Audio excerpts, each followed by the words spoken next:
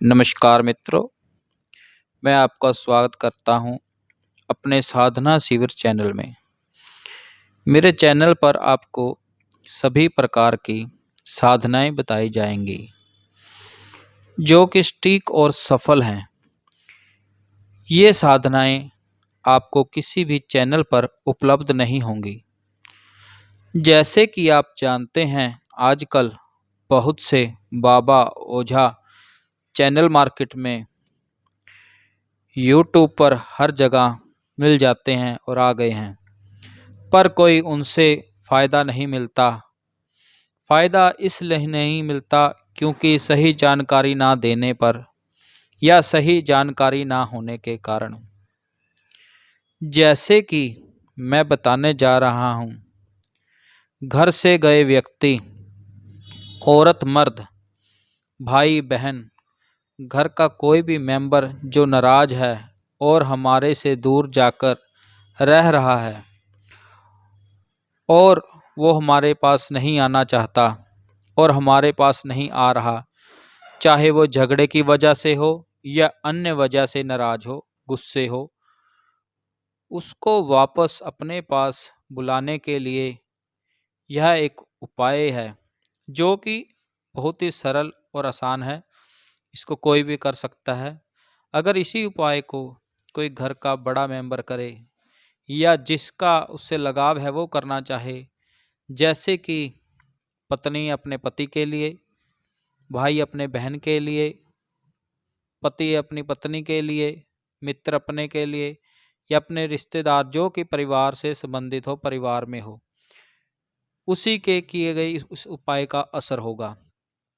अगर इस उपाय को कोई अन्य करता है तो उसको उसका रिजल्ट नहीं मिलेगा। ये उपाय सिर्फ परिवार के सदस्यों के लिए ही है। जो घर का मेंबर है, सदस्य है, वही करे तो इसका रिजल्ट बहुत अच्छा आपको मिलेगा। जिसमें आपको एक यंत्र बनाना है। ये यंत्र बनाने पर जैसे आपको बताया जाएगा आप वैसा करेंगे, इसको रखेंगे तो इसका रिजल्ट आपको 2-3 दिन में ही पता चल जाएगा कि फ़ोन आ जाएगा, आपके पास आ जाएंगे। कोई इसमें ज़्यादा खर्चा नहीं है, इसमें आपका कम से कम 30-40 रुपये का खर्चा है, कोई ज़्यादा पैसे का खर्चा नहीं है और बहुत ही सरल उपाय है जिससे आप अपने घर के सदस्य को अपने पास सुखद अवस्था में अपने पास पाएंगे और वो आपके पास में रहेंगे। आपने क्या करना है, आपने एक सफ़ेद कोरा कागज़ पर जिस पे आपका अपना आपके पास वापस लौट आएगा, जिसमें आपको एक यंत्र बनाना है सफ़ेद कोरे कागज़ पर, उसमें आपने उसका नाम लिखना है और वो आपके पास लौट आएगा। इसके लिए कोई दिन वार सुनिश्चित नहीं है। कहने का मतलब है कि इसके लिए कोई दिन पक्का नहीं है कि आपको सोमवार बनाना है, मंगलवार, बुधवार, वीरवार, शुक्रवार, शनिवार, हफ्ते में किसी दिन भी आप ये बना सकते हैं। आप किसी भी दिन इसे बना सकते हैं और उसी समय कर सकते हैं। इसमें दिशा का विशेष नियम है, दिशा के हिसाब से ही बताया जाएगा और दिशा के हिसाब से ही बनाएं। आप जब इस यंत्र को बनाने बैठें, पूर्व, उत्तर, पश्चिम दिशा की तरफ, इन 3 दिशाओं में किसी एक दिशा की तरफ आपका मुंह होना चाहिए। आप उस दिशा की तरफ मुंह करके बैठ जाएं और श्रद्धा भाव से बैठें और ये विश्वास होना चाहिए कि मैं ये यंत्र बना रहा हूँ, ये कार्य कर रहा हूँ और मेरा ये जरूर सफल होगा। और जहाँ पे आपका घर के अंदर मंदिर बना हुआ है, आप उस मंदिर के सामने बैठें और एक पवित्र आसन लगाएं, आसन पर बैठ जाएं तो बहुत अच्छा होगा। ये यंत्र बनाते समय आप बेड पर, कुर्सी पर, मंजे पर, सोफे पर, ऐसे स्थानों पर नहीं बैठ सकते जहां पर अन्य व्यक्तियों का या घर के अन्य सदस्यों का उठना बैठना हो। आप मंदिर के सामने एक आसन बनाकर उस पर बैठ सकते हैं। बनाते समय आप अपने कुल देवी देवता से प्रार्थना करें कि यह मैं कार्य कर रहा हूं, इसे सफल करें। और विशेष आपको बात बता देता हूं, इसमें आप 3 बार मेरा नाम लेना पड़ेगा और कहें कि उन्होंने कहा था कि अगर मैं ये यंत्र बनाऊंगा और यहाँ पे करूँगा, ऐसे करूँगा, तो मेरा कार्य 100% सफल होगा, मेरा कार्य बनेगा ही बनेगा। ऐसे कहते हुए बनाएं और इसको करें, आपको 100% रिजल्ट मिलेगा इस यंत्र से। यंत्र बनाने की विधि से पहले मैं बता देना चाहता हूँ कि स्नान किया हो, पवित्र आसन हो, पवित्र वस्त्र पहने हो। हमारे यहाँ सभी मंत्रों की दीक्षा भी दी जाती है। सभी देवी देवताओं, पीर पैगंबरों के मंत्र, इल्म, दृष्टि खोलना, जैसे कि चौकी लगाना, साधना करना, सब प्रकार की दीक्षा दी जाती है, जिसमें माता काली की हो गई, गोरखनाथ की हो गई, गुगा यार पीर की हो गई, सबड़ सिंह बोरे की हो गई, नाहर सिंह वीर की हो गई, शिव शंकर की हो गई, बाला सुंदरी की हो गई, बगला मुखी की हो गई, कुल देवी देवताओं की हो गई, पितरों की हो गई, मोहम्मद पीर की हो गई, लखदाता पीर की, गौसे आजम की हो गई, ठीक है जी, अस्तबली की हो गई, पक्के पुलों वाले की हो गई, माई मदानन की हो गई, माई दुर्गा की हो गई, भगवान विष्णु भगवान की हो गई। सभी प्रकार की साधनाएं कराई जाती हैं। जैसे कि आप चाहते हो मोहिनी की वशीकरण विद्याएं भी सिखाई जाती हैं, लेकिन इसमें समय बहुत लगता है। कई बार कई व्यक्ति जो पहली बार इसमें प्रवेश करते हैं उनको सफलता मिल जाती है। और शिविर में प्रवेश होने के लिए पहले आवेदन बुकिंग करना आवश्यक है। दिए गए समय से पहले कोई लोग सोचते हैं, अरे ये एकदम से परफेक्ट पूछा कैसे दे देते हैं, बता देते हैं।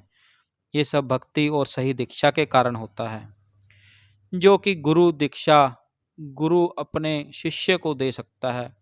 मित्रों, अगर आपने मेरा चैनल सब्सक्राइब लाइक नहीं किया है तो जल्दी से लाइक और सब्सक्राइब कर दें, ताकि आपको नेक्स्ट अपडेट मिलती रहे।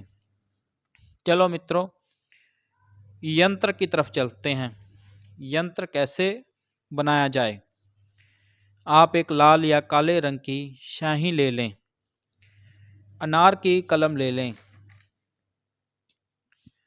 शुद्ध जल में मिश्रण आपने तैयार करना है। एक कोली ले लें या कोई बर्तन ले लें। उस बर्तन में आपने क्या करना है, उसमें थोड़ा सा आपने शुद्ध जल डालना है। शुद्ध जल डालने के बाद आपने जो लाल रंग की स्याही ली है वो डाल लें। उसमें थोड़ा सा सिंदूर, थोड़ा सा ग्रोचन और थोड़ा सा अष्टगंध मिला लें और अनार की कलम लें और कलम से ये यंत्र बनाना है। आपने कैसे बनाना है ये देख लें, या वीडियो में देख सकते हैं कि मैं आप यंत्र कैसे बना रहा हूँ। जहाँ से मैं शुरू कर रहा हूँ वैसे ही आपने शुरू करना है। जहाँ से मैं क्या कर रहा हूँ, जैसे मैंने कहीं पे त्रिशूल बनाऊंगा, त्रिशूल बना रहा हूँ, यहाँ पे चौरस बना रहा हूँ, चौरस बना रहे हैं।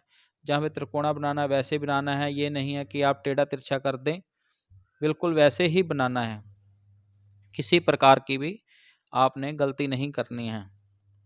और जिस टाइम आप अब ये यंत्र बना रहे हैं, यंत्र बनाते समय आपने उस व्यक्ति का ध्यान धरना है जिस व्यक्ति को आपने अपने घर वापस बुलाना है। ठीक है जी, उसको स्मरण करें, उसको अपनी आंखें बंद करके उसको ध्यान दें कि इस व्यक्ति को बुलाना है। जो आपका रिलेशन है वो ध्यान धरना है। आपने अपनी भावनाओं से उसे जोड़ना है कि मैं उसे प्यार करते हैं या मैं बहुत लगाव है, कैसे है, उसको वापस लेके आना है। क्यों? ये सभी शक्तियाँ भावना, विश्वास से, श्रद्धा से ही काम करती हैं। नहीं तो ये सिर्फ एक कागज का टुकड़ा है। जैसे कहते हैं कि पत्थर में ही भगवान है, विश्वास है तभी भगवान है, नहीं तो कहीं पे भी कुछ नहीं है। विश्वास से ही परमात्मा प्राप्त होता है, विश्वास से ही शक्तियां प्राप्त होती हैं, विश्वास से ही सभी कार्य सफल होते हैं।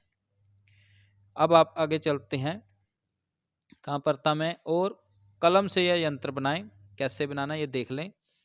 इसी प्रकार बनाना है, शुरू वहीं से करें जहां से मैंने शुरू किया है।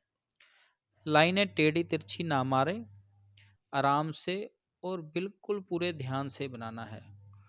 बार बार कलम नहीं उठानी है, एक बार में ही यंत्र बनाना है।